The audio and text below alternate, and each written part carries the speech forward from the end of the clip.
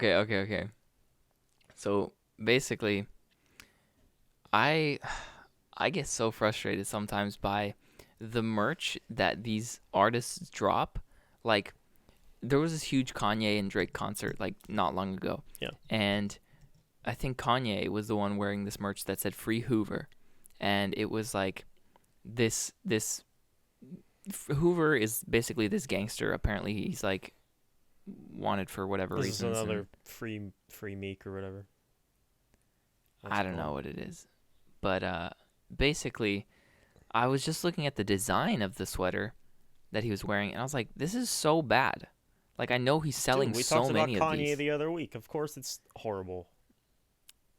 No, Kanye's great in a bunch of different things, but the design for this was Yeah, just but what he's so been wearing recently has been questionable. so. So of course the merch is going to be questionable too. I could see that. I could see that. Yeah. Like, I don't know. I was just frustrated because I know that he's selling thousands of these sweaters. Oh, and you know With people just are buying them too. They don't care. yeah. And the message is dumb too, because it's just like, hey, free this gangster who murdered people. Yeah, but that's the culture. Whatever. Anyways, so I saw this ad on Instagram and it said stratospheric space flight. And I couldn't resist. I had to click it. Okay. I was like, what does that mean? So basically, it's this service that it's like you go on vacation. Let's say you go to the Amazon jungle for like 3 or 4 days. And then at one point, they take you up in this like shuttle or something and they take you to like the stratosphere, like 50,000 feet, or I don't even know how many thousands of feet, 100,000 feet. You're basically in space at that point. You're like on the very, very edge of like space and Earth atmosphere. And I was like, yo, this is insane. How much does this cost? And I looked it up. It was $50,000. I was like, It fits the bill. that doesn't, Well, that that's like doesn't seem, the space flight that was like going to lower orbit that like all the celebrities bought tickets for or whatever, right? yeah, but I'm thinking that doesn't seem too steep. Like, I'm not saying that it's It's how long was the inexpensive. flight supposed? How long's the? Did it say how long the flight was gonna be? I think it's 12 hours in total Oh, that you're up there or okay. something like I that. remember the low orbit one that they had a while back, whatever, was like 5 minutes and then they were back. I was like, that's pointless. I think the whole thing was like 12 hours. I'm not Uh, 100% sure though. I'm But sending it to you right now. Is this the free Hoover shirt you're talking about? Because this doesn't look that bad. It just looks let me like he see. wrote on a sweater with Sharpie. Let's see what you're sending me. But there's also like other merch that is for sale that just looks really bad. No. No, because I'll, that looks I'll, fine. Keanu. Kanye looks kind of normal there. But is it just like the normal shirts that have like the block lettering on it with the odd space yeah, between the words? Okay. yeah. Yeah. That That looks. one's bad. That's like I could make that. Literally anybody could make Yeah, that. I could Like go into Zazzle and order one shirt that said that, which I'm sure what he did. you can literally go on any t-shirt website Yeah. and design that Yeah. for free. Yeah. And then get it printed obviously for money, but like, you know what I mean. So that stratospheric space flight, I was like, yo, that's so sick. If I had the money, like eventually these kinds of space flights are going to get more and more normalized because they're going to cost less and less because the technology is going to be there. Well, it's also For because it's demand. and the demand is going to be there too. So it's like as the demand goes up and stuff like that, like obviously the rich people, they're going to be the first ones to be doing these kinds of things. But Space.com has reported on it. Not till 2024. I'm pretty sure that like it's going to come soon. Like these Well, the these types seats of are things are like going to be on sale now or something. like these kinds of things are going to be. First commercial flights targeted for early 2024. The Arizona-based company, Let me see if I can find. Worldview Enterprises. Let me see if I can find the. The typical ride will last 6 to 8 hours and take passengers to an altitude of 100,000 feet, where they'll be able to see the curvature of the Earth against the blackness of space. It will last around 5 days, the whole experience, and spent up in and around sites of natural beauty and cultural and historical significance. Sure it will. Oh, so you're on the Worldview website? I'm on space.com, who has reported on it. They were the first link. There is a quote from them that they want to change the idea and conversation of space tourism. And that it's not just more than a joyride. Yep.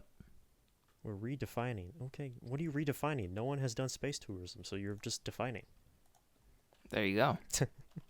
Explorer capsules sell for $50,000, significantly less than any other major space tourism outfit right now. Yeah, that's what I was saying. Yeah. So, it's wild how, like, when you think of the future, you think that's like way off, but it's here, man. It's not like it's difficult. We've gone to space. We are currently doing stuff in space. Yes, but what they're doing now is the like it's accessible for normal people now, though. The reusable stuff, the reusable part about it, like the Virgin Airlines thing about the plane that took off and has like re-landed, like reusable stuff is like what they're trying to do now. So it's not just stuff that just gets launched and left in space. Yeah. And it's becoming more accessible to like normal people. Well, yeah, more middle upper class, like upper middle class, accessible price-wise. Price-wise is to what those I'm saying. who are somewhat privileged instead of those who are extremely privileged. Yeah, exactly. I mean, $50,000 for a ticket to go to space for 5 days or whatever it is still a hard ask for, like, hey kids, guess what we're doing this summer? We're going to space. Yeah, I mean, that's a new car, like a new, very expensive car. That's a new car and years of payments on that car instead of 5-day vacation with your most rich friends. Yeah, but, you have to be relatively rich. Relatively privileged and taken care of expense-wise. Just befriend rich people and, hey, maybe they'll want to go and you can tag along. If you save $1,000 a year, you could do it in 50 years. Yeah, and then, you'd probably be too old to be eligible. I'm sure there's an age thing that they're cutting off for liability reasons, at least for now. Probably. It's just like people having heart attacks, their hearts exploding or whatever. People are probably for people never launching into space before. There's a reason I'm sure there's astronauts go through extreme training and tests before they can even think about going to space. Yeah, but they're like on the brink of space, so it's like not. Yeah, it's not low, entirely it's like low in space. orbit. It's not complete. Yeah, so it's like what are the requirements? What's the like difference there? Like what kind of training would you need, even? But well, Tom Cruise did it, so that means that we can all do it. But he's kind of superhuman. He is definitely something else. It's that Scientology fueling his energy. Yeah, no comment. His volcanic rebirth or whatever they do. Is that what they do? They jump into a volcano? I know there's something about a volcano. I don't know. I've never looked into it. Do you know who runs the web platform Earthlink? Do you know of Earthlink? I've never heard of it. The older generation will know of Earthlink. It used to be a webmail site, and that was like a news subscription site and all that too, run by the people who run Scientology. Interesting. Because my dad still used Earthlink for a long time, and we finally converted him over to like Gmail. That's just insane. Now. Yeah. And he was like, you don't have to pay for your email? I'm like, no. He was paying for his email? Because Earthlink is not just a webmail browser anymore. They have like subscriptions for other stuff that they also provide, but my dad only used it for mail. So like things would go wrong and like things wouldn't come through or things couldn't send. It's like, because you're using Earthlink. It's not compatible with everything anymore. Yeah, it's not working. That's so it's like, here, this is Gmail. Look, you have free storage on Google Drive. You can send so much stuff and you don't have to pay. So I don't know what led to this, but I was talking to Theo, and for whatever reason, Joe Biden's name came up, and the president, and he, unprompted, he was just like, Joe Biden, more like Joke Biden, and his friend was there too, and they were just laughing their faces off. It was funny. I was like, continue. Go ahead. I was like, he's not as dumb as he looks. I mean, it's the one thing that people are complaining about now is all the gas stuff. Oh, the gas? Mm-hmm. Dude, gas has been crazy. I know. Like, The it's been funniest thing, ridiculous. speaking of Joe Biden, the funniest thing I've seen is the people have made stickers that are Joe Biden like pointing, and then they place those stickers on the gas pumps right next to the price, and it says "I did this," and it's just him pointing at the price. Oh, that's beautiful. So it's like great memes, funny, but also people pissed off about high gas prices, which sucks. When are we going to get someone competent in office? Like, is that ever going to happen?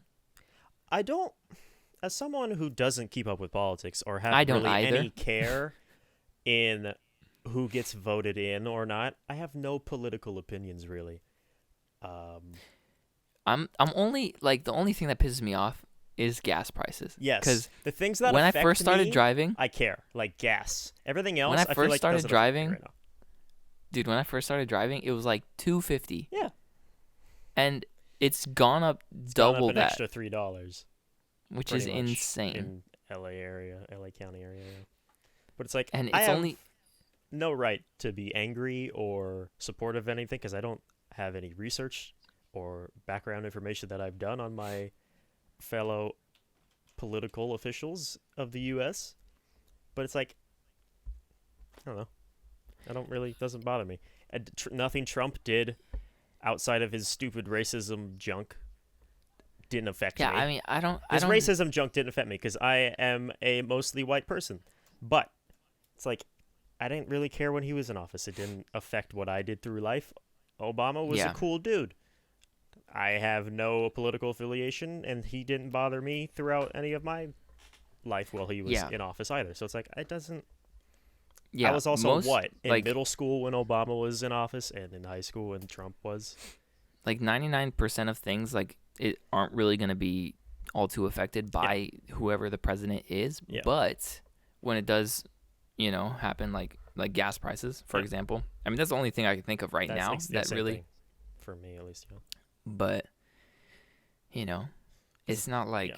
It's like I'm not paying a mortgage. I'm not doing any of these. Yeah, who knows what things? So it's like I have no idea what else is being affected. I need to go check on my bread. Go ahead, Mark's gotta go I'll be check right on his bread. We will. I need to go take it out the oven.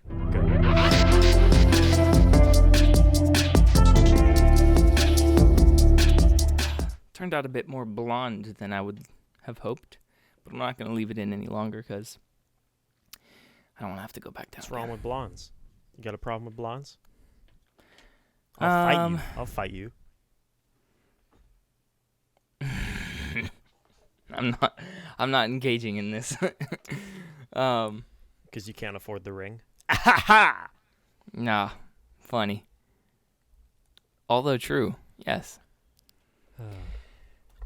Anyways, let's not talk about politics because I couldn't care less. I'm surprised you didn't say anyways. What were we talking about? Anyways, I'm surprised you didn't do that. True, I should have. Okay, well, let's start it from here. Okay, I'm gonna leave it all in, but go ahead. No, I'll leave it Oh, in. okay. This is funny. All right. Okay. Struggle to do the intro. Go ahead. I'm not going to struggle.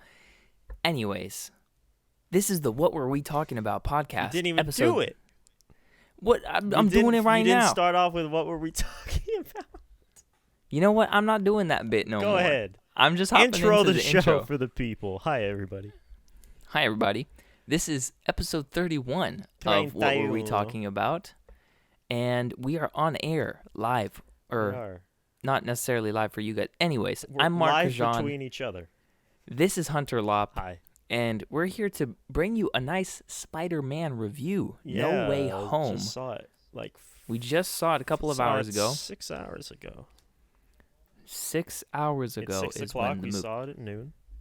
Yes, and it was fantastic. It was. I would like to refrain from spoilers at least for a little bit. Yes. Mostly for my cousin Brad, because he always is upset because I can't listen because you guys just always spoil everything. He's like, I'm sorry, but for this movie, Go watch the movie. For this movie, I will refrain for a little bit. Okay. I guess feel we'll like have to. Easiest way to do that is to ask you what you thought of the film. Okay. as a whole. Ask me then. I just did. Oh, perfect. The film as a whole. Yes. Going in, I didn't really have any expectations because I had only seen, I guess, bits of the trailer. Like I'd seen the trailer like one time or two times, and there were a couple of lines just like, we do not know what the universe or the multiverse. The Doctor Strange lines from all the trailers. Yeah. That one line that's something just permeates. We know very little about, or whatever he says. Yeah, Almost whatever it nothing. is. Yeah, where would they even have learned about the multiverse anyways to begin with? Well, that's why he's saying the sorcerers, the people who are like all-knowing and cosmic power or whatever, know very little. Right. Which is what he was warning Peter about. So I really enjoyed the film. It was really cool. Just seeing all those faces, seeing all those non-spoiler faces. Seeing all those non-spoiler faces, yes. And I kind of liked the story arc. It flowed pretty well. Pretty well, yeah. I was gonna say it's a little rough around the edges, but it has some charm to it. It has some charm to it because it doesn't seem, although it is a high production, it's a Marvel movie. It's a Marvel movie. It's a blockbuster. Yeah. But it felt relatable, and it felt almost like, kind of, how should I put this, friendly in a way. Like a neighborhood Spider-Man? Exactly. And there was just this little charm to it. It was nice. It's I think it was mainly because of, our main character, Tom Holland. He's just his character is kind of like a goofy, Well, it's Peter. Peter's always a little goofy and a little charming. Yeah. That's just the nature of his character. Yeah. But like I've said this multiple times, if you've listened to this podcast or you know me at all, you've heard me talk about how much I do not care for the other Spider-Man movies of Tom Holland or his real presentation in the MCU. But I don't blame it on Tom Holland. I blame it on the writers. Right. Because he does a great job with what he's given. And usually that's the problem with most Marvel movies is like the scripts aren't always there, but the acting is. Right. But this movie has flipped my view slightly. You know what else is going to flip your view? Spider-Man when he does a backflip. You when you go to the bathroom? Yes, I really need to go. Pause number 2. I'm sorry.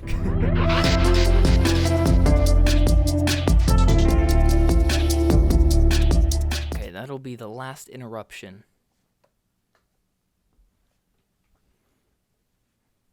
Good. What was I saying? What were you saying? That this movie flipped my view on the MCU Spider-Man. Oh yeah, and you were getting at it because you were talking about how it's about like Peter. Excuse me. Oh, I'm yawning. I haven't done anything today. Because this movie is about Peter. Yeah. It's not about any outside characters or like it has nothing to do with Tony for once.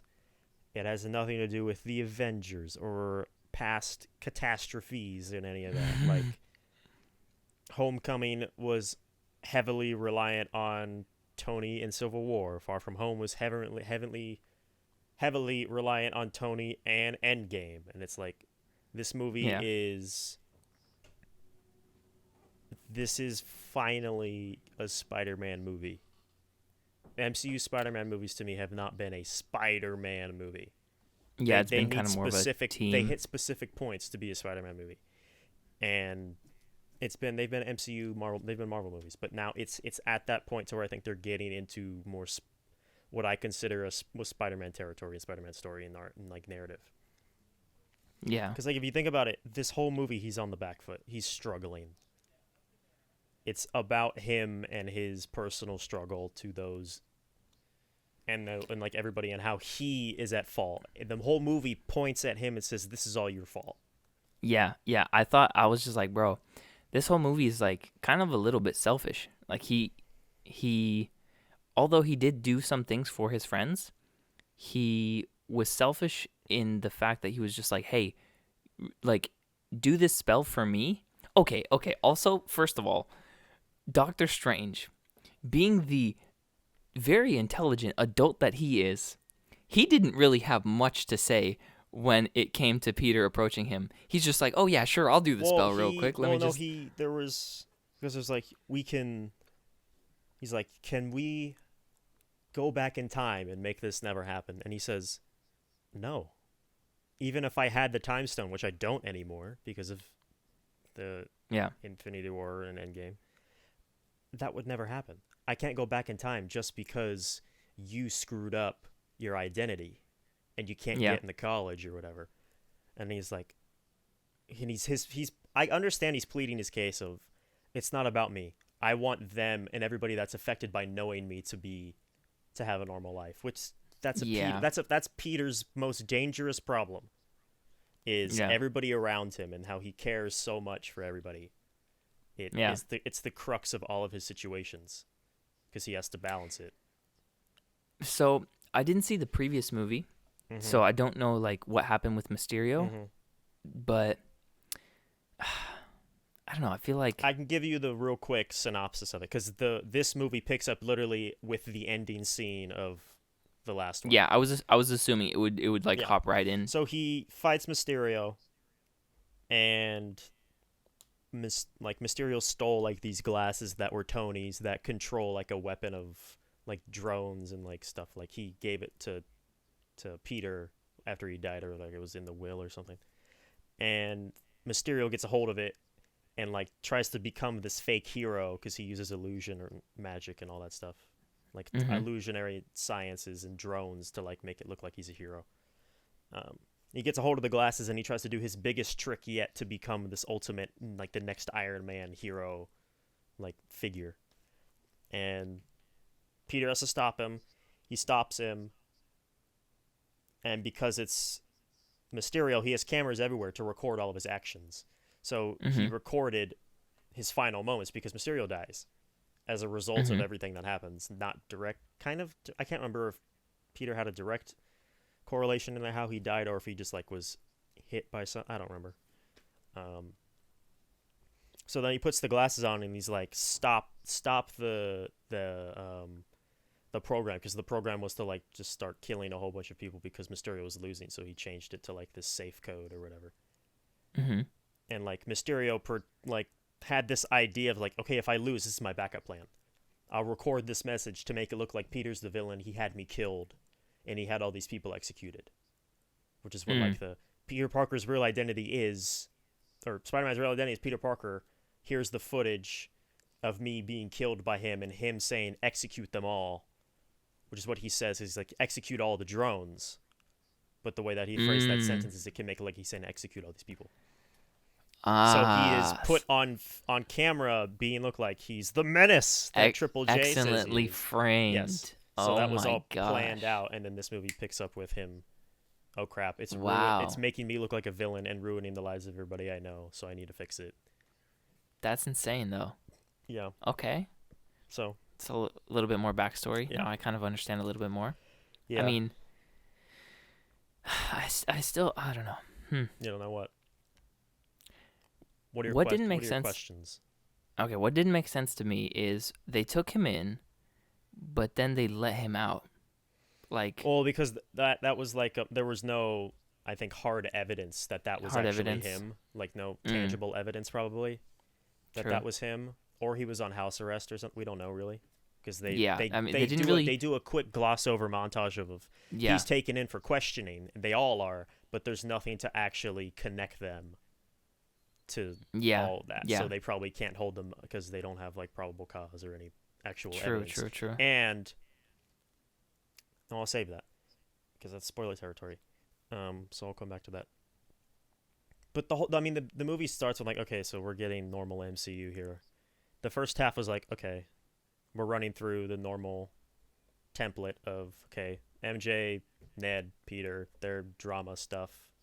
We'll get that over with. And then the second half takes off, and it's like you completely lose every track of what you didn't like about the first half, at least for me. And the first half I enjoyed, but it really picks up in its second half, like right at the second act. But Dude, okay. If we're talking about second act, yeah, it was insane. There from were the so moment, many. I mean, it makes sense. From the moment Ock shows up, the movie takes off, and it does.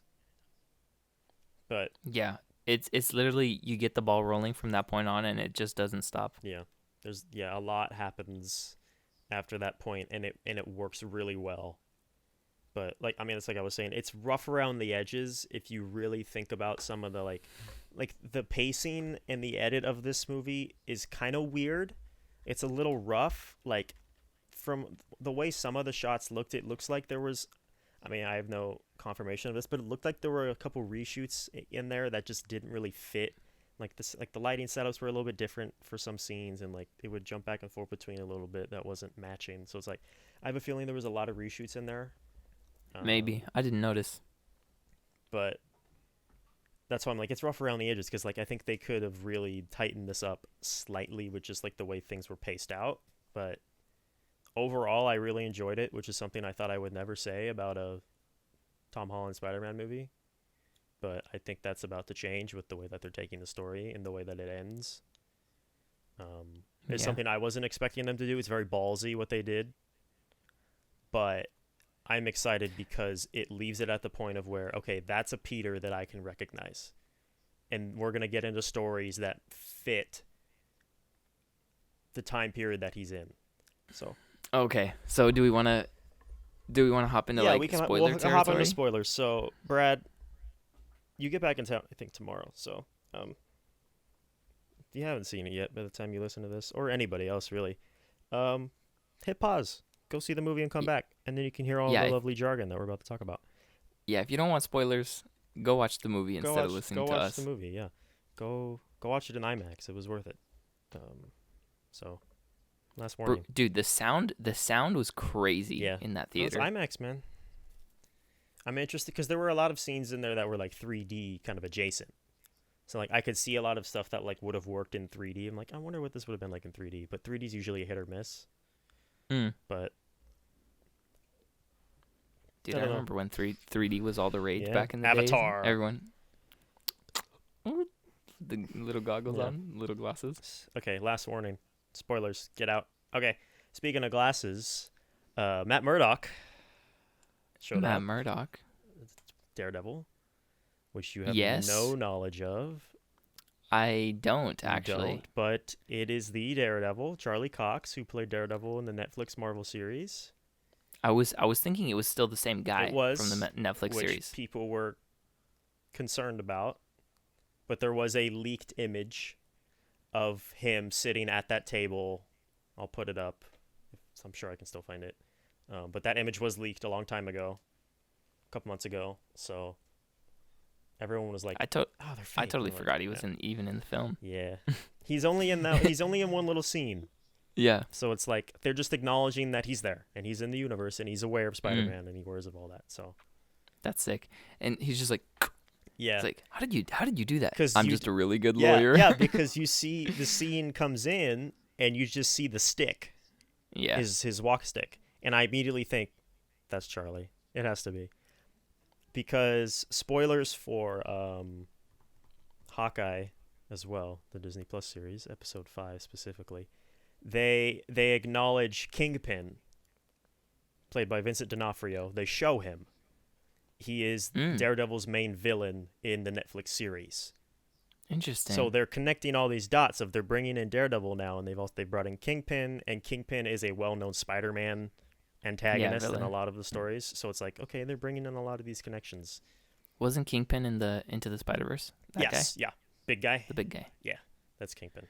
The guy who literally can't fit through any door. Who doesn't have a neck? Yeah, that guy. Who doesn't have anything but just chest? Chest. He's a box, and he has to go through doors sideways. But yeah, and you just see the stick, and then you just hear his voice, and I'm like, fuck, that's Charlie. And then they sit down, and like people are outside. You could hear like commotion and riots, and someone throws a brick in, and and it's like, Everybody in the room's freaking out. He's like, how the hell did you do that?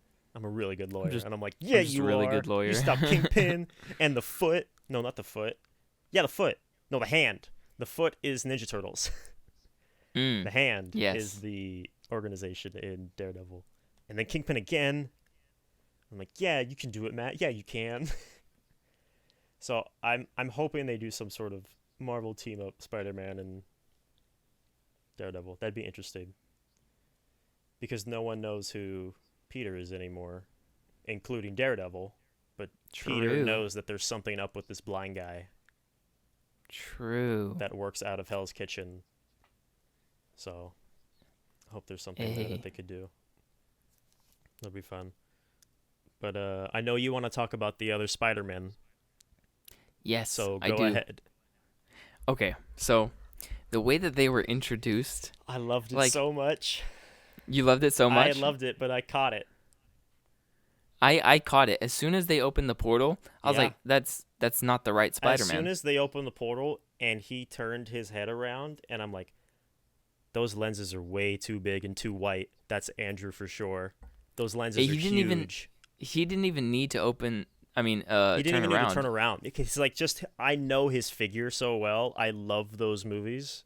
You just analyzed Andrew Garfield's I do. figure. I'm like, there's a red spider on ass. No, it's just like, I know that build. There's a red spider on his back. That's fucking it. And then he turned around, and I'm like, those are the wrong lenses. Those are the wrong lenses. And then he's walking towards the door, and, like, he's like, he puts his hand, he's like, hi. And I'm like, that's his demeanor for sure. It was perfect. Yeah.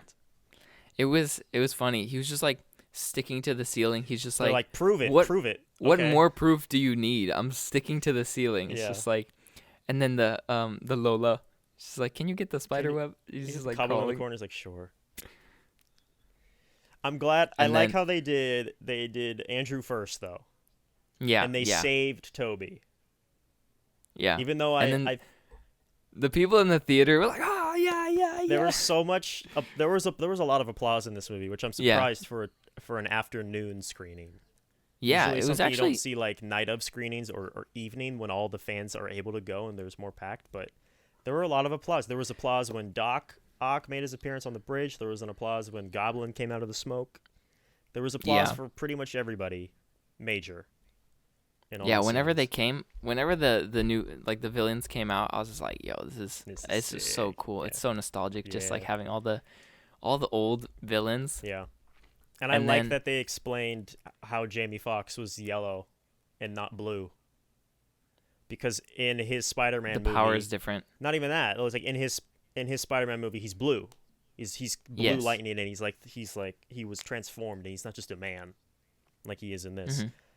Because they connected him into like, how the hell is he here? Because he imploded and was like overcharged at the end of his movie, and then he explains like, oh, I was overcharged and I was sent into the grid and I was about to come back out with all this power, and then I was sent here.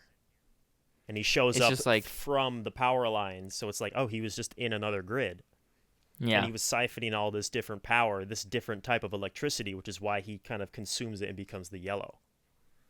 Interesting. And the moment that they show him close up, like you see the eyes in like this blue form with the lightning coming into it, they play his music from Amazing Spider-Man 2. Very briefly. There's like a little bit of dubstep. It's like, bwah, bwah, nah, and then he shoots the lightning at Peter. That was his little theme by Hans Zimmer from Amazing Spider-Man 2. So they trickled it in there. Just like these little few notes. Yeah. They did that with all the characters, really. All the characters. I mean, the moment Doc Ock was on screen, it's like that's his theme. They were riffing on his theme. I never noticed these musical themes. Bro, I never noticed them. Talking to. It's funny because I'm the music guy. Yeah, but you're the not. Film guy, you're so a you different notice. kind of music guy than me. You're kind of right. You don't care to listen to orchestral or soundtracks or leitmotif and character cues and all this stuff. That's my bread and butter of music. You're right. So it's like, of course, I'm looking for these things, and I just took a class on film scoring and composing, so of course I'm looking for these things even more. But it's like I noticed all these little themes, and then they have Toby's theme. Not when he pops in, because that whole scene is pretty much dead, no music, which I really enjoyed. They took a lot of chance of not filling the scenes with music. which they usually do in Marvel movies. A lot of scenes are just filled with music. Yeah, And, like, score. that That scene whole scene specifically. is dead of score. And it's just Yeah, this awkwardness between the it Peters. was really It's awkward. awkward because Michelle, MJ is very awkward. Ned is just a nerd who's Yeah, like they're always just all really like awkward. dad jokey. And then Toby and Andrew is very quirky, and he's cool, but he's quirky. And then Toby Yeah. is just an older guy now. He's an older Peter, so he's just kind of got that jovial, like, hey, I know what I'm doing. I'm still kind of funny, right? He's the funniest Yeah. he's ever been as Spider-Man in this movie. His other movies, I Yeah. wouldn't consider him very funny. Yeah, But definitely. Andrew, I mean, the moment Andrew came on screen, I lost it emotionally. Oh, you cried. No, I was like, oh, fuck. Not at that scene, no. But like, I think there are two people that stole this movie the moment they came on screen, and it was Willem Dafoe and Andrew Garfield. Dude, Willem Dafoe was so great in Willem this movie. Dafoe stole this movie rightfully. It's Willem Dafoe doing what he does best, and that's creeping the hell out of you with his he was really beautiful, good. maniacal face. He was so good. Yeah. And so when Toby came in, he was just like, "Oh, I'm just gonna step through this portal real quick." Oh, wait, you He's closed like, it? yeah. Oh. Do you mind if I? Oh, it's gone. Okay. He just steps through Yeah, it. this quick, this fun, like he was comfortable in like this weirdness, but like he also still doesn't carry himself with that much like. He didn't even question No, it. Like, he's a seasoned Spider-Man, but it's like he's still like this quirky, shy, which is what Peter needs to be. But yeah. they're Dude, when they were getting on him about like, "Oh, wait, your webs. You don't have any cartridges?" Yeah. It just comes When from they in you. were Like, in how do you the- make it? They How were do you in make the it? lab. Where does it come They from? were in the lab, and he's like, "What do you mean cartridges? Like you don't carry cartridges?" And he goes, and they look at his arm, and he's like, "How does that even? That shouldn't even be." And they're like, "No, not right now. Not right now. We need to build these things." They're like, "Ugh." And then later, like one of the I don't know who got sprayed in the face, but I think Toby sprayed one of them in the face later on, and they're like, "Ugh, yuck." No, it was this was during the final fight, and they were not gelling well together. They weren't working well as a team. And Tom reaches across to pull a crane, and Andrew gets clotheslined by the web. Yes. And then Andrew goes to save himself and hit the crane, but instead he hits Toby in the face with the web. And Toby's like, "Ugh, gross." And Andrew goes, "Sorry," and they regroup. I thought Toby hit someone, and then it was like maybe Andrew saying, "Oh, yuck." I'm pretty sure Toby's the one that got hit in the face by Andrew because they weren't gelling well as a team because they've never worked as a team.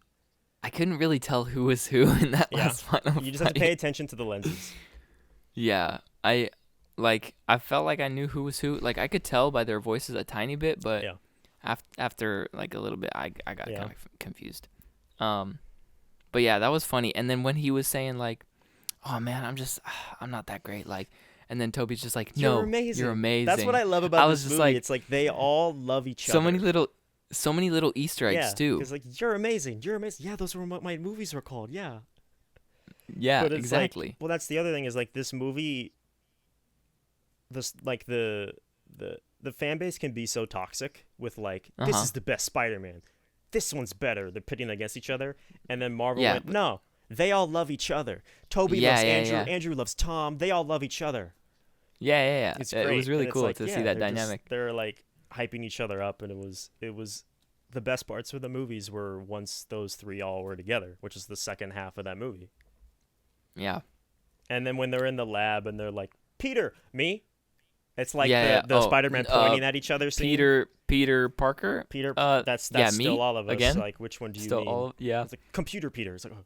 That's kind of like the Spider-Man pointing at himself meme. Mm-hmm. It's like they're all kind of just like, wait, no, you, me, no, I'm you, no, I'm Peter, no, you are. Yeah. But that lab scene was funny, and it was. Like, there were a lot of callbacks for the other two Spider-Men that I really enjoyed. The first one that I caught was when, well, besides the scene after Aunt May when they all talk to Tom on top of the high school building. We'll get to that because I really love that scene as well.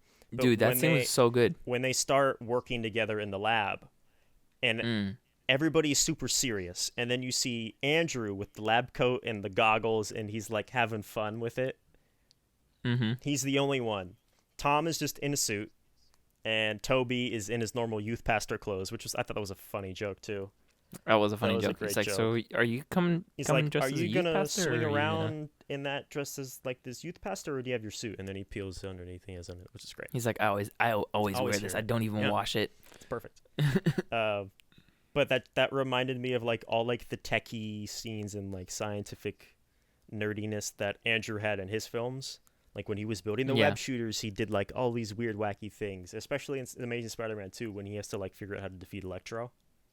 He's Yeah. like, how do you I need to magnetize my web shooter so they don't bust again when fighting Electro. So like he does like, there's like this whole science montage of him like blowing things up and getting thrown across the room, and like he uses goggles and like a wetsuit to protect himself. And it's like, see, just him in the lab coat and like goofing around with the goggles was really nostalgic for me. And Yeah. then when Toby like is like trying to stretch his back out, Oh my gosh. and it's like, you got back problems too. He's like, yeah.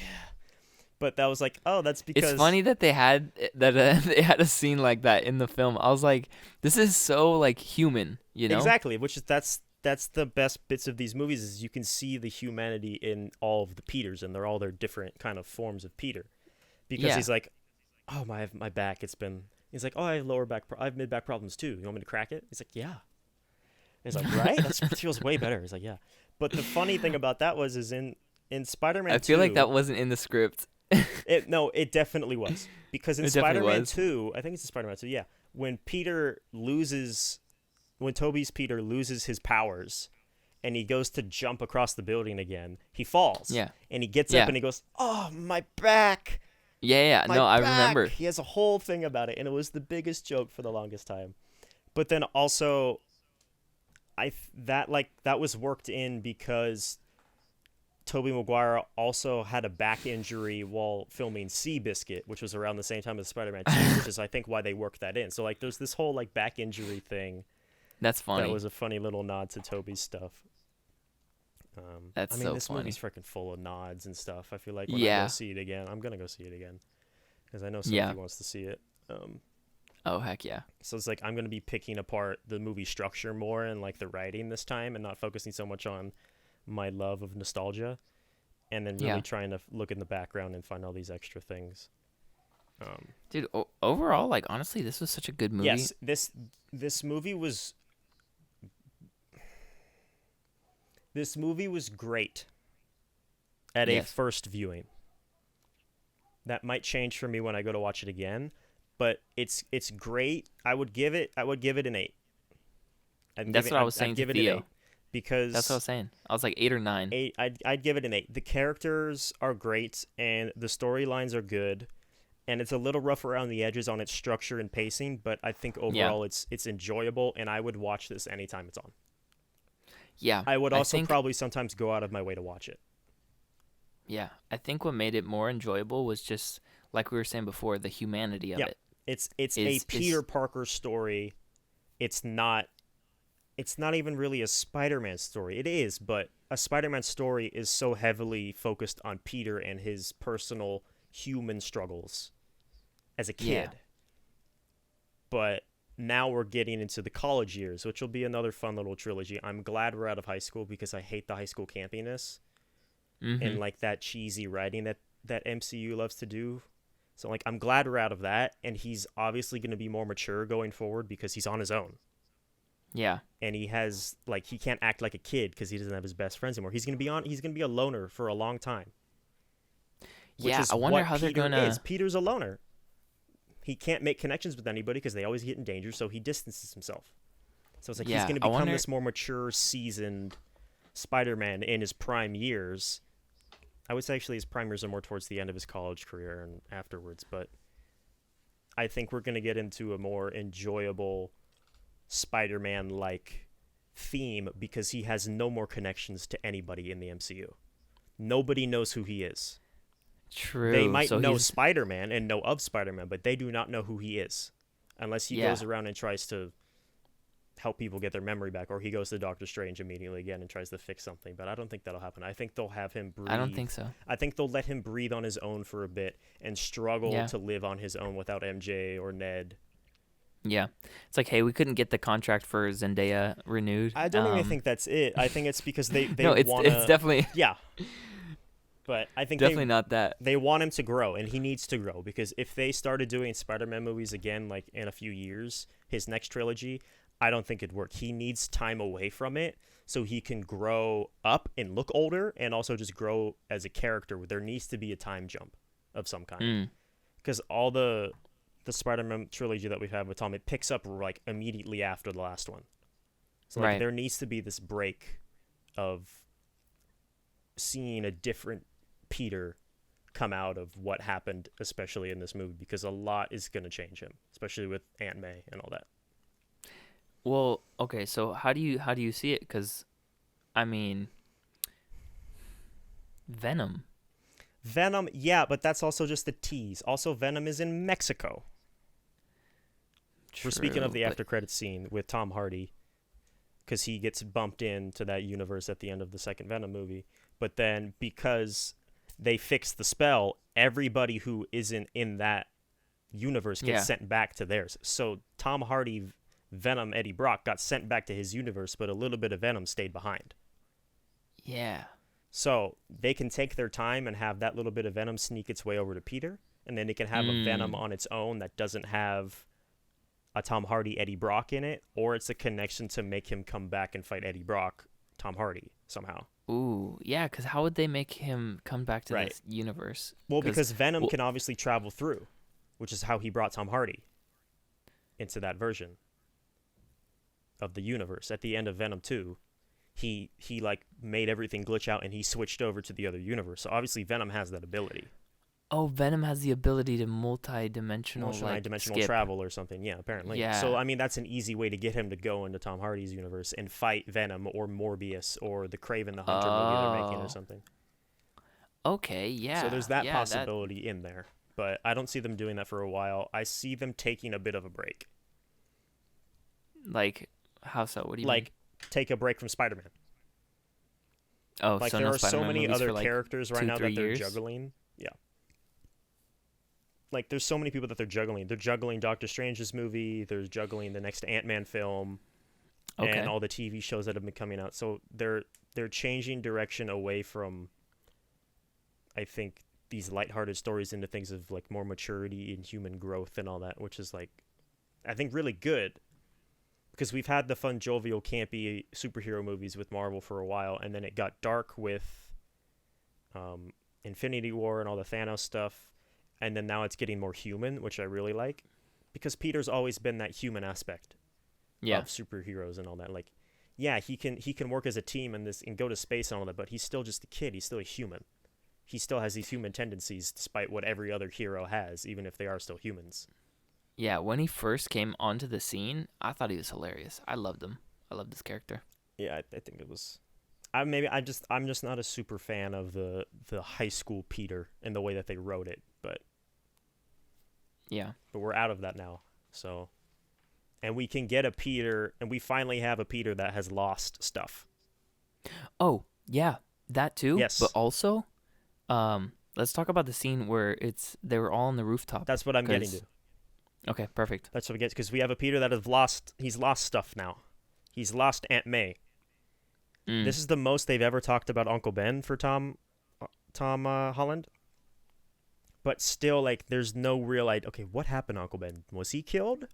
Did he die? Or is he just gone?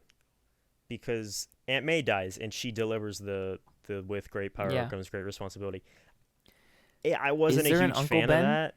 Is there an Uncle Ben in this universe? There is, because in Far From Home, he has a suitcase that has BP on it for Ben Parker. Right. But that's like the most they've ever referenced. They've never showed him. They've never like said his name until now. Even Aunt May has like never really mentioned him. So I think it's because they Yeah. just wanted to get away from the other two Spider-Men that have had that Ben Parker story. Like, they wanted to move past it, Yeah. which I Yeah. get, but I was It was hoping they would even have like a little next to Aunt May's grave there was a Ben Parker or something. So I Yeah. mean, they didn't show it, but I mean, maybe he's not dead. Maybe there was some other reason he's not around or whatever. Who knows? Maybe he just bounced. Yeah, could be something. But Um, I but wasn't also, I wasn't a huge fan of Aunt May doing the "with great power comes great responsibility." yeah, I kind of cringed at that That scene. whole, like, I don't have a problem with the speech she made. I don't think it was necessary to deliver the line. Mhm. Like, that's Toby's thing. That's Toby's Uncle Ben that says it.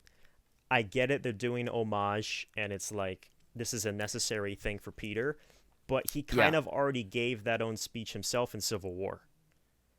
Like, Oh, he did he? told that to he's told that to Tony, like when Tony went to go first recruit him or whatever in Civil War.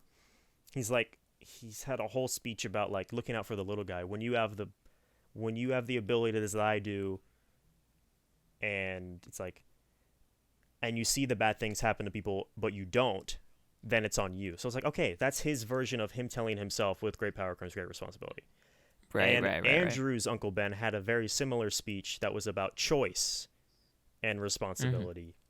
Yeah. And it's like, there's these different versions that were really great monologues and like moments, but it's like, I feel like this was just shoehorned in. Like, it wasn't needed. Aunt May could have had a way more touching, like, final line before her death than Yeah. that shoehorn in. But it's like I was saying, it's rough around the edges. There's stuff I could nitpick, Yeah. but overall it's a good story, and it works I for what liked- they're trying to do. I liked the homage to it though. I did liked as well. the but fact that they did. You know, whenever include someone that. says that line, they're gonna die. Yeah, 100%. But I knew she was dead the moment she got hit by the freaking glider. Bro, as soon as she got hit by the glider, She got I'm hit like, by the glider. I'm like, she's impaled in the back, and then the bomb, and I'm like, oh, she's done. And then she gets up and walks around, and I'm like, she's like shaking a lot, and I'm like, you're gonna fall over and die. You yeah, have when to. And she when the starts glider saying came through the building, speech, and I'm like, oh, you're gonna die. when the glider came through the building, I was like, I'm bro, she should be dead right now. She should be Like, paralyzed immediately. or something. Immediately. Yeah. But But whatever. it We took them a while digress. to get there because they just needed her to deliver that speech. Yeah. Which, I mean, yeah. I'm fine with. I think Tom Holland fucking threw it out of the park with that scene. Dude, that scene was crazy. I think it was really good. And then Happy pulled up, and he gets arrested, and he's like, "Run, get out!" That whole sequence was great. I think the way it was executed. Yeah, that whole like turn of events where, dude, everything just started going Everything bad. started fall. The moment that, oh my gosh, that fight scene throughout the apartment complex with Norman, Goblin? with Norman, yeah. And the best thing that they did with this movie was destroy Goblin's helmet. Because now Yeah. you can see that maniacal face that Willem Dafoe is great with. And he's like laughing throughout this fight in the apartment complex. And he's just smiling and laughing, and he's getting nailed in the face. Yeah. And it's great. And like the fight is brutal. Yeah. Peter's actually punching, which is something Peter hasn't done in a lot of Marvel movies. Like, he's been like webbing people up in the background. He's been like a support fighter, but now he's actually making contact, and it's brutal, and it works really well. Yeah. I remember Tom Holland, he talked about it in a review, how they snuck in a few of the fight moves from the Spider-Man video games that came out recently.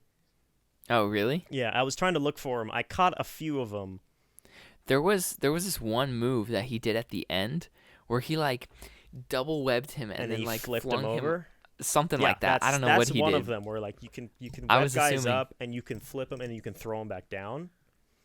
There's that. Yeah, that was a cool ass like move. he's Goblin's on the ground at the very end, and then he jumps up and he webs him, and then he does a flip and he throws him onto the ground or something like that. That's an exact move you could do in the game.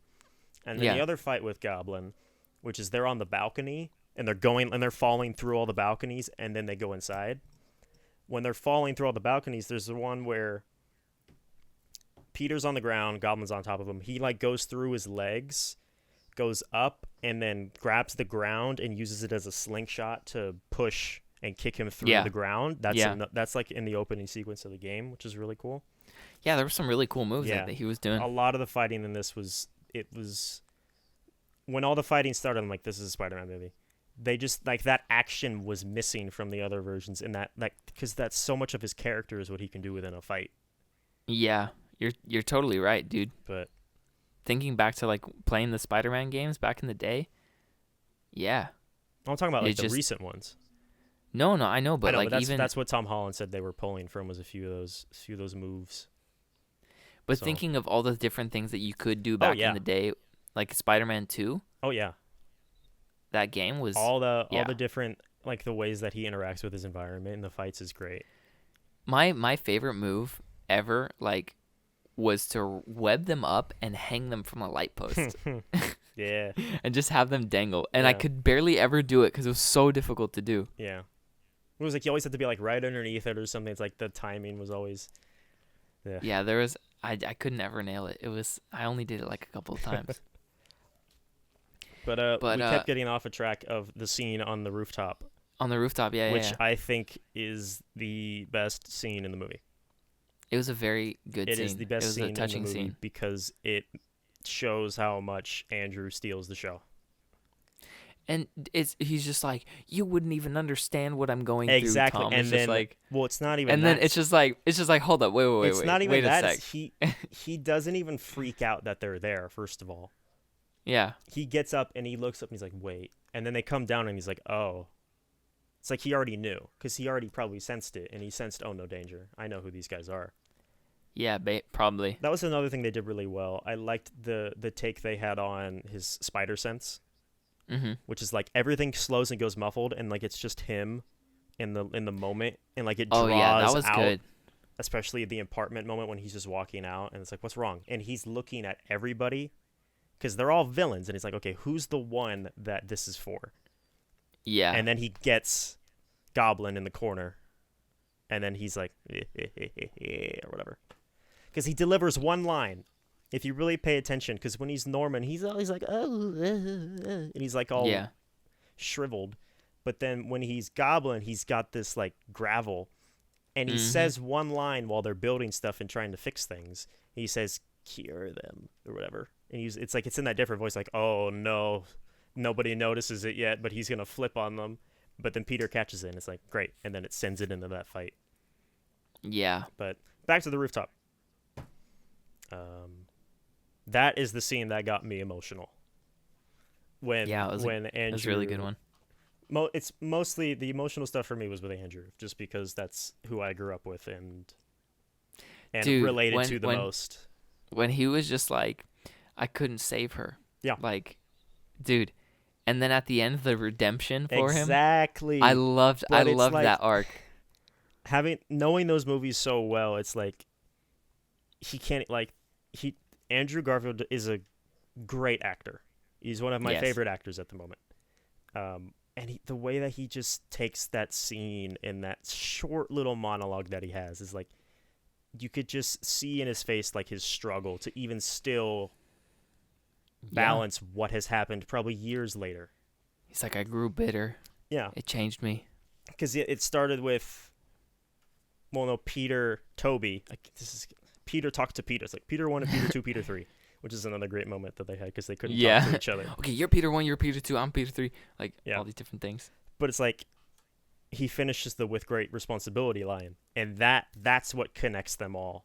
Yeah, In the moment. yeah. And from there, I think Tom Holland begins to trust them and like trust the idea Yeah. that I can fix this or help. Tom is or just help like, this. wait, how do you know that? He's like, Uncle Ben said it.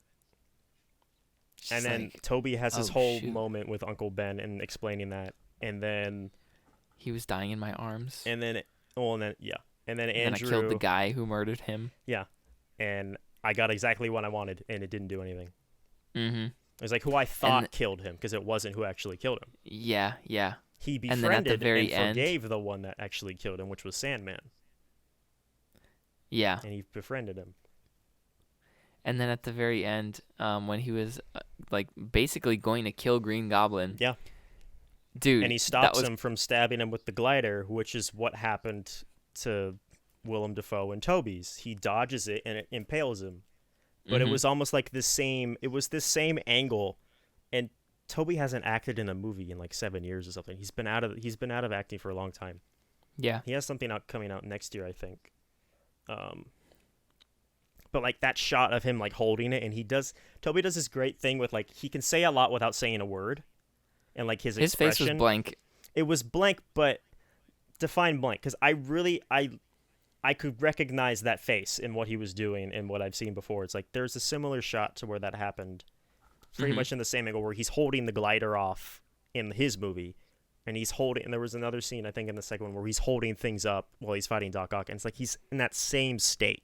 So it's like he's recognizing what's happening, and he's calming him down just by giving him the look, and it's like, I know where this is gonna go. Yeah, this is the brutality of course. I was talking about. Of course, yeah, and that's exactly why I brought that up. Is because it links to that murder story. Yeah. And then the one thing that I was like, okay, that's an interesting way to take it. But then at the end of the movie, I realized why they took it there, which is when Andrew starts to explain, I lost Gwen. Gwen was my MJ. And then Tom is taken back by, he's like, that happens? Is that going to happen? And then his whole struggle to even talk about it. Yeah. And then he's like, but I picked myself back up because that's what she would have wanted. But I shortly realized that I wasn't pulling my punches anymore, and I got brutal, and I got bitter, and I got full of rage. Almost word for word. And I thought he was left at the point of rejuvenation and encouragement from Gwen at the end of his second movie.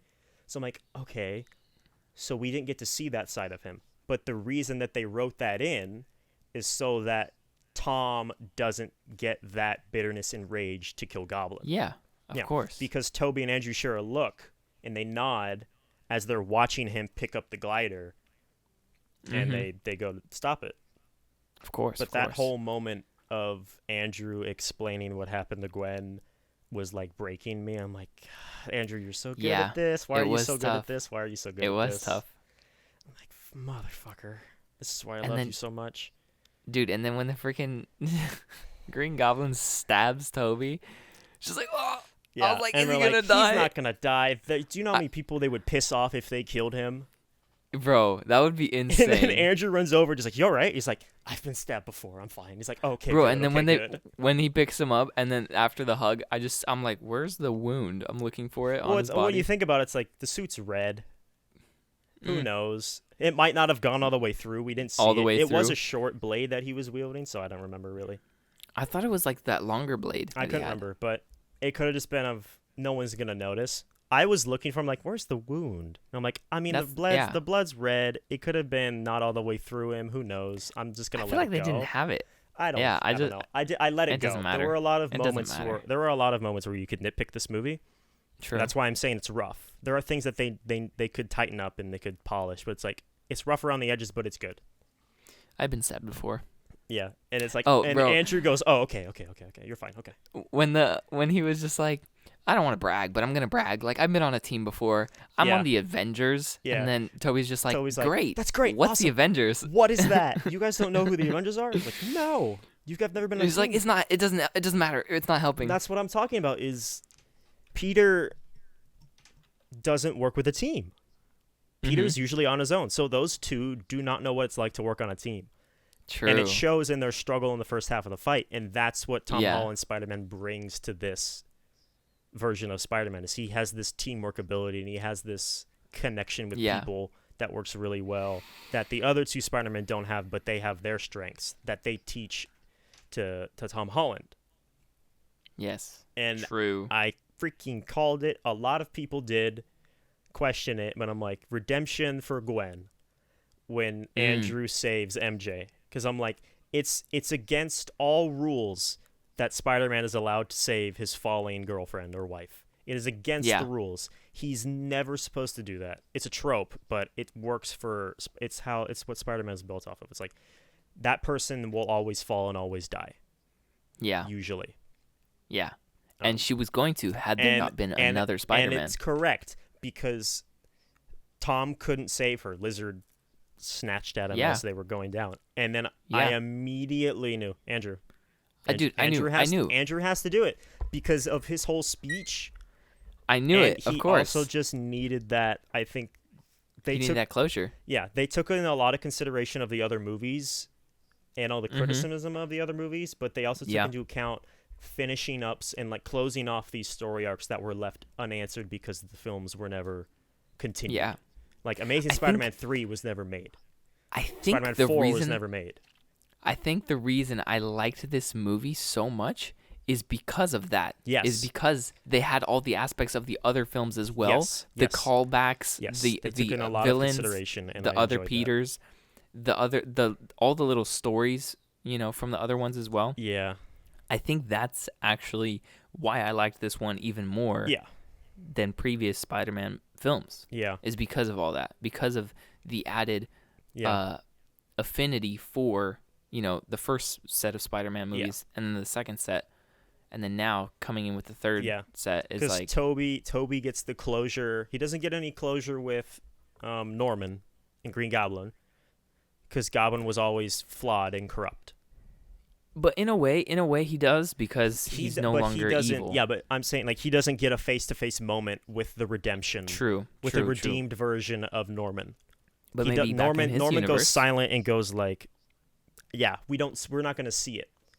But he gets the redemption with Doc Ock. Because at the end of Spider-Man 2... He's like, hey, Peter. At the end of Spider-Man 2, Doc Ock falls through the little black hole thing that he created and supposedly dies. Yeah, he definitely dies. Which is where he shows up in this movie. He says, I fell into my machine and I was here.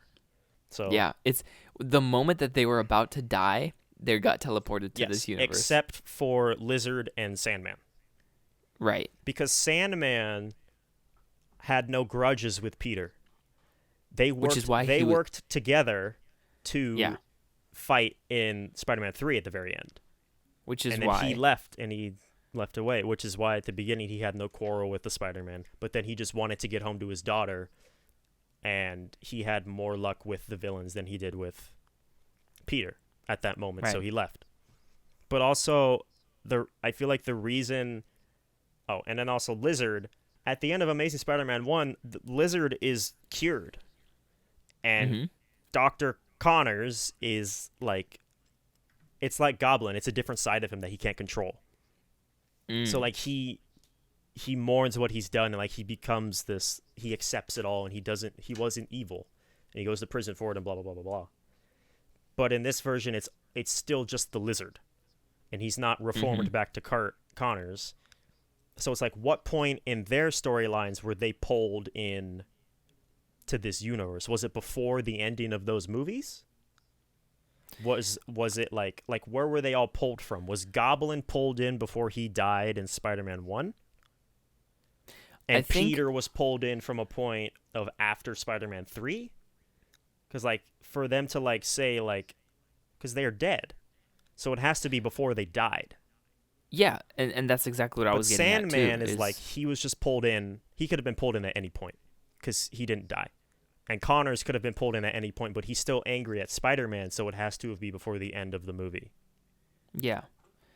And that's also, I think, just them saying, hey, we need these villains. They're cool homages. Let's bring them in. We don't need to answer everything, which they don't.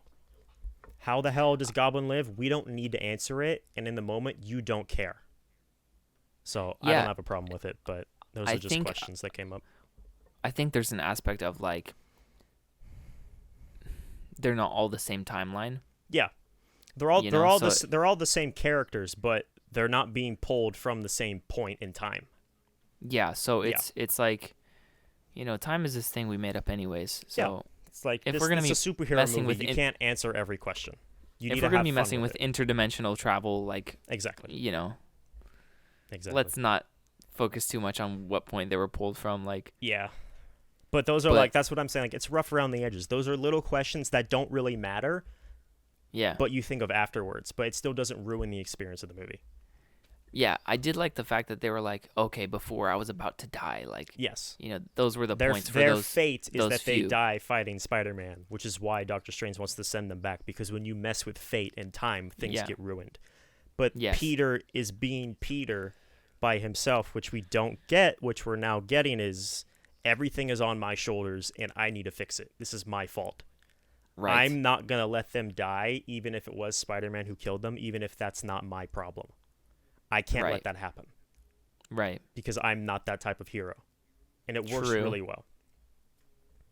That whole started with talking about redemption and closure, and we never got to the points of redemption and closure that I was trying to get to. So I will briefly get to those moments because we are almost out of time. Yes. Because I could talk about this forever, but I don't want to. We kind of did talk about the redemption and closure. What We do you mean? did, but there were two moments specifically that I wanted to get to that I've been Okay. dancing around, which was, it's a really short moment between Toby and Doc Ock at the very end.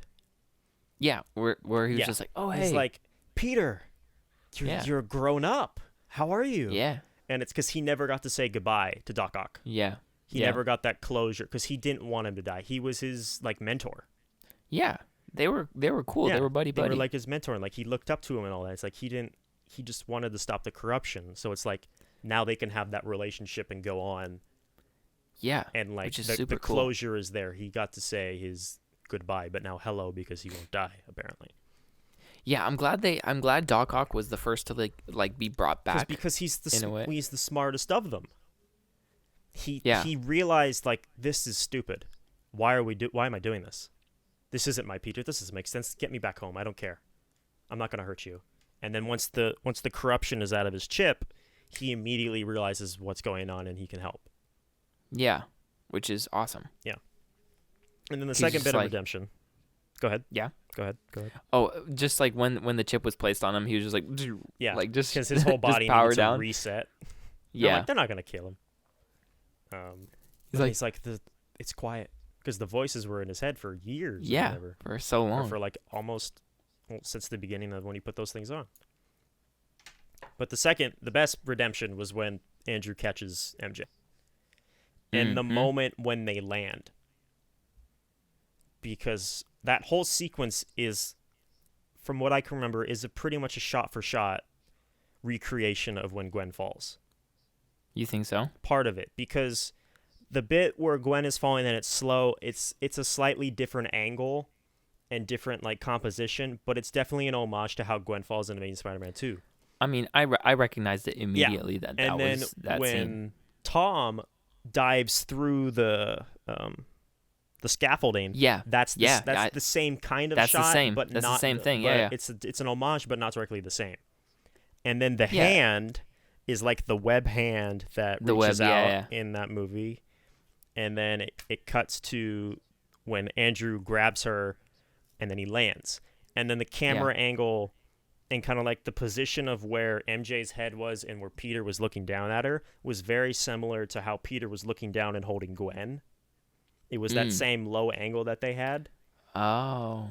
And you could just see like in his face, he's like, he was like out of it. He's like, did I do it? I think I did it. And he's like, are you okay? And you could see he's like struggling. He's like, I saved her. It's like, I finally did it or something. Yeah. And then MJ's like, are you okay? So like that's why I've been saying it's like Andrew steals the show in this movie.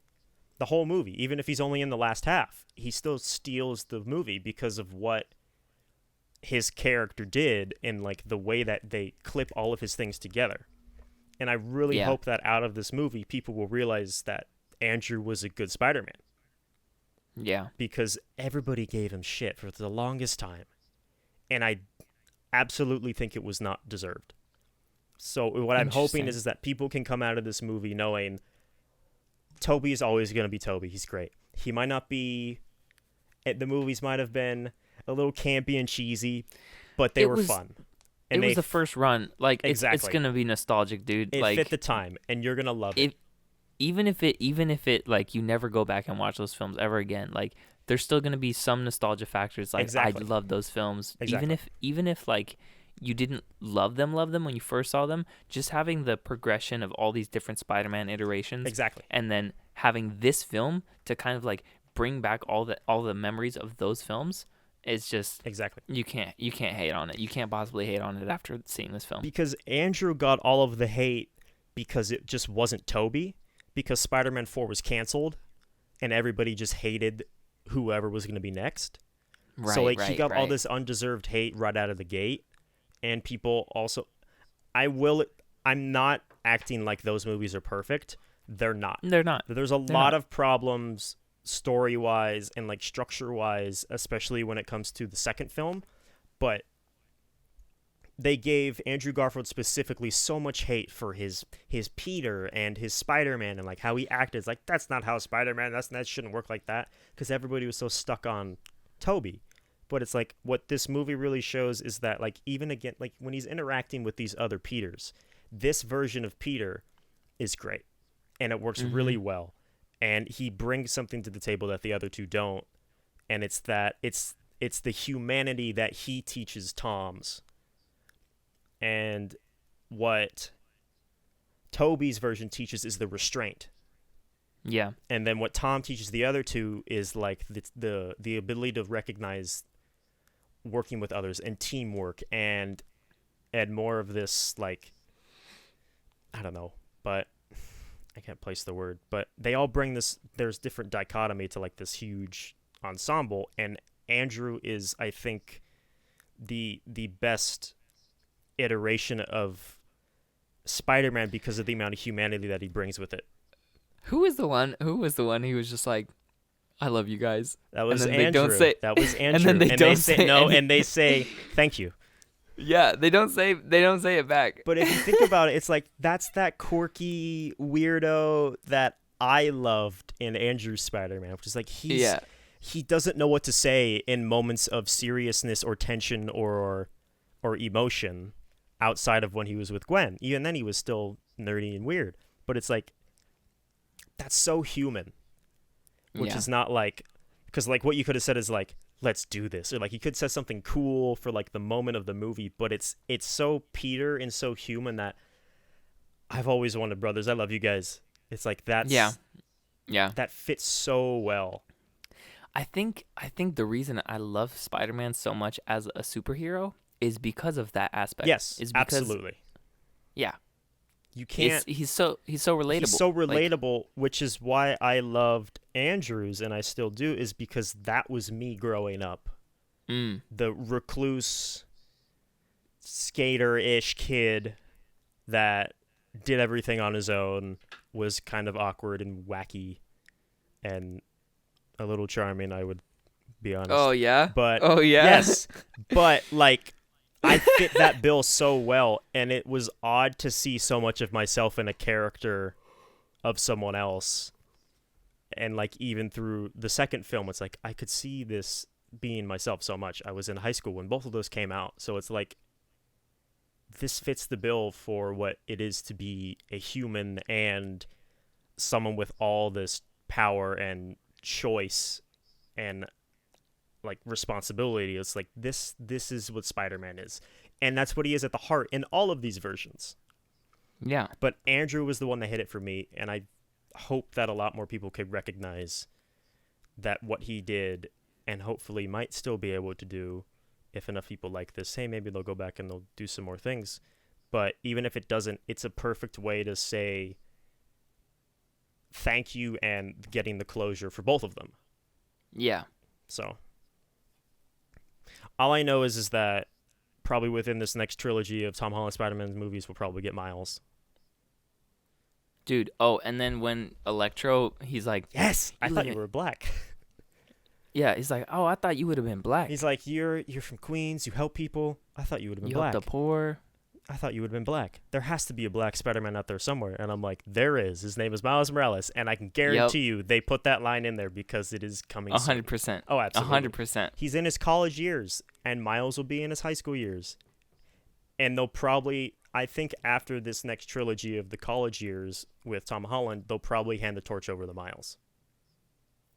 Ooh, like live action? Yes, they need to bring in Miles. They need to. He's so important to modern Spider-Man stories and like what's going on right now with Spider-Man stories, that Miles is integral to this. I love Miles's like Spider-Man. Oh yeah. Like that version of Spider-Man it's great. It might be my favorite right now. It's there's so much to gain from bringing in Miles. And I think that he'll be hinted at within the trilogy. He was already hinted at in Spider-Man Homecoming. There's an offhanded line of, okay, remember the Prowler from Spider-Verse? Yes. Do you remember Donald uncle? Glover's role in the Spider-Man movie, the first one? Remember he had a role? He had a small role. He was like a criminal arms dealer thing or something. He was in it very briefly, and I he don't is the remember. Prowler. That was his code name. And he Ooh. says, "Wait, Wait, I in have Toby's? No, not in no Toby's. in Tom's In- first in Spider-Man Tom's. movie. Donald Oh. Glover plays the Prowler, or a version of him, and he says, "Wait, no, I got a nephew that lives in Brooklyn, which is Miles." Oh, I do remember that. So he's been mentioned, but now he'll be at an age, hopefully, to where he'll be in high school now, and we'll be able to see more of him. Hey, And let's go. Because I know Tom has said he does not want to play the role until he burns it out. He wants to end it off. He said, note. if I'm still playing Spider-Man well into my 30s, I'm doing something wrong. Right. So he knows that probably, and they're probably writing it this way, that after this next trilogy of the college years, the torch will be handed to Miles. And he'll be Dude. teased within this next trilogy and be brought up, hopefully. I need to look this up though. Yeah. It's just type in Donald Glover Spider-Man Homecoming scene. It's very brief, but it's like, ooh, cool. Oh yeah, I do remember this. I do remember this. Yeah. So it's just a short little scene, but okay. um Yeah. Oh, Yeah. that's so sick. so dude. there's a lot to look forward to I have not been excited for Marvel content since Endgame. Yeah. Ever since Endgame, my care and interest has been going down slowly. What brought there it hasn't back been up? too many good ones though. Exactly. That's What the brought thing. it back up was Loki, the TV show. I need to watch that. WandaVision was great and it interested me. Falcon and Winter Soldier was good. I'm like, okay, this is good story character and good narrative. And then Loki was like, okay, I'm back. But then the movies lost me until Shang-Chi. Shang-Chi was so good. Shang-Chi was like, okay, this is fun. Marvel is fun again. Yeah, dude. Shang-Chi is so freaking good. And then My goodness. Spider-Man is like, okay, we can have the fun, but also this human, more mature aspect of a movie that I enjoy in superhero movies. Yeah, they're movies doing in general. something right. They They realize what's going on. Yeah. So And dude, Miles Morales, let's freaking go, bro. there's a lot to look forward to if they do it right, and I think the direction they're going is right. Who's Finally. a young black actor?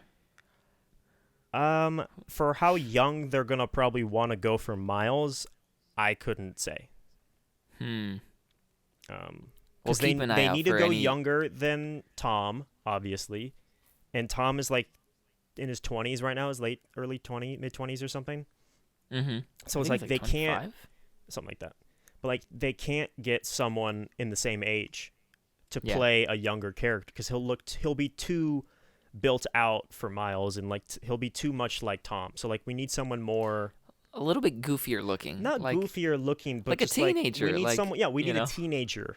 Because The teenagers look goofy, dude. Well, I don't know. I haven't been a teenager. They're so still long. I haven't lanky looked and at their teenagers. proportions are all Exactly. weird. We need a teenager Spider-Man for Miles, I think, and that's a good age gap for teenager Miles and college level Peter. I think that's a good gap. Yeah. Who's like a prevalent young black actor right now? I could not tell you about. I couldn't tell you either. I can't tell you anything with young actors right now.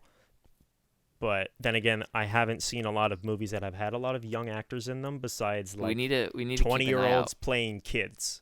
So we it's need to keep an eye out for any potential Miles Morales. What's the kid's name from Stranger Things?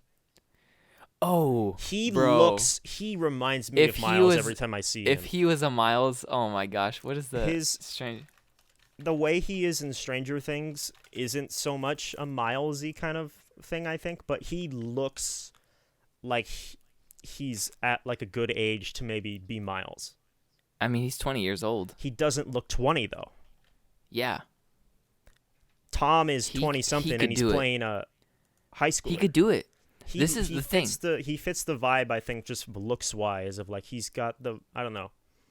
He could definitely do it. He looks young. He looks he's charismatic. He's got the lankiness of He's got the lankiness that Miles usually has. That Miles, yeah. Yeah. So I don't know. We're calling this right now. If Caleb McLaughlin is the next, I mean, I can guarantee Spider-Man? you that he would probably go for the audition. I think he should. I think he will. I mean, I'm a, actually, I mean, by the time they make that movie and they bring in he'll Miles, be it might be older. too late. He might be aged Yeah. out of what they're looking for. Who I'm not knows? sure. If they were to do something like now, he would be perfect. Yeah, but I don't know. But that's not gonna happen. No, the way Marvel movies is a little slow for how Yeah. much they have to juggle. So they're not just gonna do all the Spider-Man stuff. They're gonna have to space it out. So we probably have a good another 5 years, 6 years of Tom Holland as Spider-Man before Hey, they who pass the knows? torch. Who knows? If this guy stays young looking Yeah. enough Yeah. for enough time. Yeah. I or mean, maybe he meets Miles in college, hey, who knows? and it's just he trains someone who else is in college. I don't know how they're gonna But do no, it. but Miles becomes Spider-Man like way before college.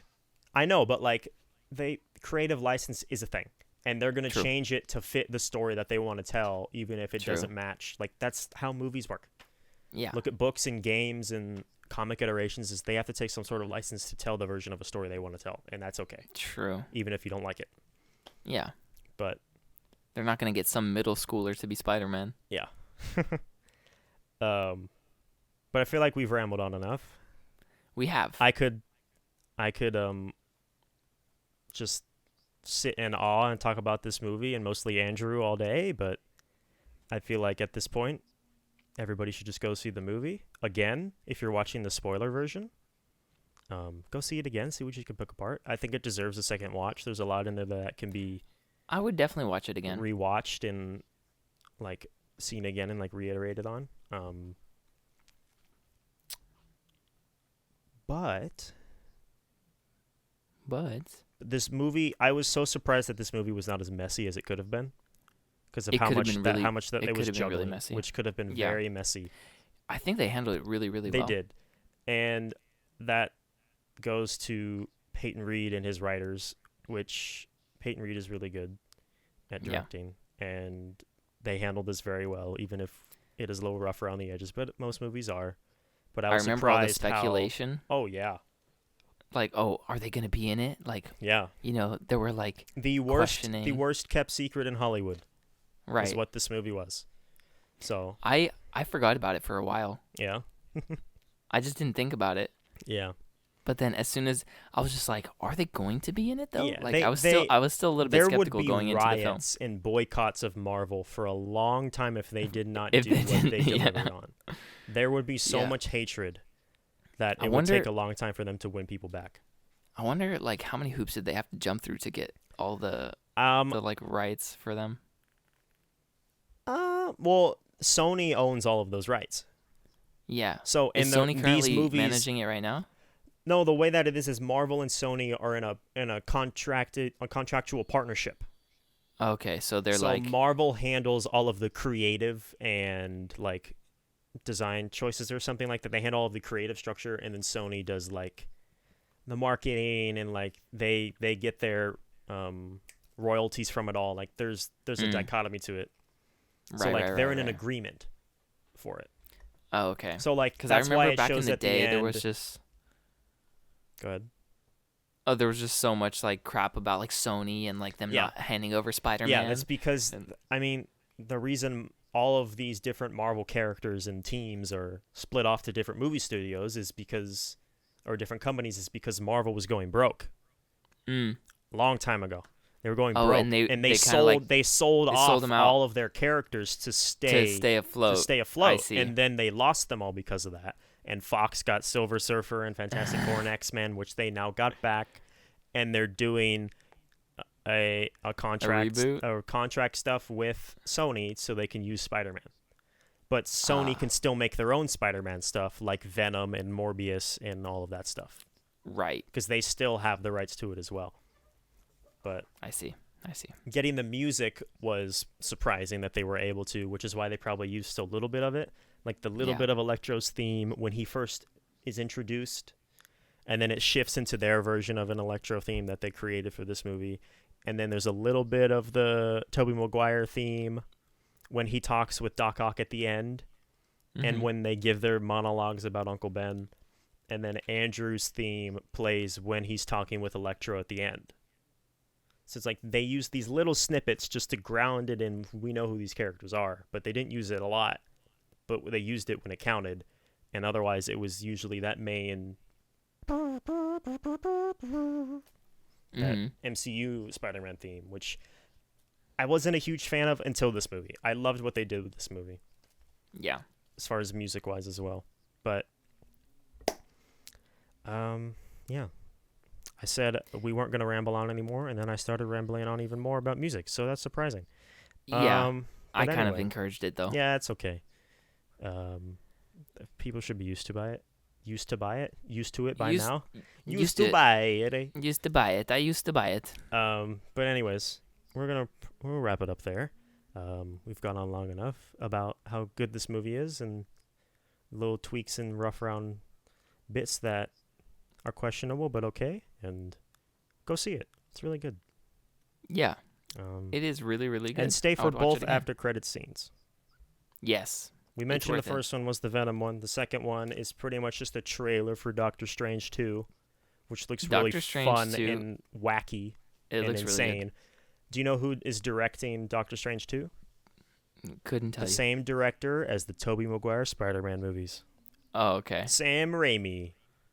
Okay. That movie is supposed to be scary. Because Heck yeah. Sam Raimi is known for horror and all that. So like Doctor Strange Multiverse of Madness is supposed to be a little bit spooky. Oh, is that what it's called? The Multiverse of Madness. Sick. So we got that to look forward to. But Yeah, he's got a lot on his plate.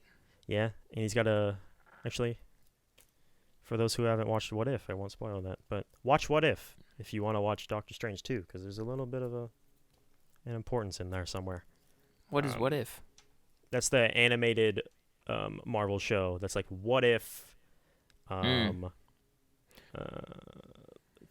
what are they? I can't remember. There's one chance in 300 trillion. What if it's like what if T'Challa became Star-Lord instead of Black Panther? It's like all these different like what if this happened instead of this?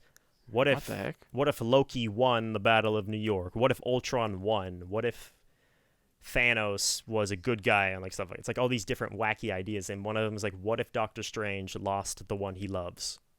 And that version of Doctor Strange appeared up in the trailer for Doctor Strange 2, the evil version. Right. There's an evil version of Doctor Strange that comes up in What If. Yes. And it looks like that's the same version that's going to be in Multiverse of Madness, which is a corrupt version of Doctor Strange who goes mad with power. So, which is sick. it'd be interesting to see what they do. I'm so down to watch that film. I just love Benedict Cumberbatch. Yeah, he's really good. Like from his Sherlock stuff to like being Smaug in The Hobbit. and then Smaug. Yeah. Bring me my money. Just the. Yep, I remember that bit too. It Yep. was a great moment. That he didn't say bring me my money. No, he didn't, but because that he was- money was not a term back then. he was a giant dragon. He had Yeah, he was. gold. Yes. Anyways, But, did you see his like? Okay, we're stopping it. I'm done. We are. I'm done. You're asking way more questions. I'm like, I don't know what you're going to talk about anyway. But what's next week? Is next week the week of the 22nd? Next week is Christmas. Next week is the week of the 22nd, which means the Matrix. Are we skipping Christmas? That means the Matrix, my friend. Ooh, I won't be in town though. Like When are you leaving? when the Matrix comes out. You're leaving on the 22nd? I'm leaving the 23rd, technically. That means that we can see it the night of the 21st and record on the 22nd. We can. We can. We should. Okay. Okay. Because I also just don't want to wait That's 4 to days see from the now. movie. That is, but the episode won't come out until Well, yeah, I know. that I know Saturday, which will be on Christmas. So y'all get a special Christmas episode that you probably won't be listening to because you'll be doing stuff with your families. But hey, you can do whatever you want. But Interesting.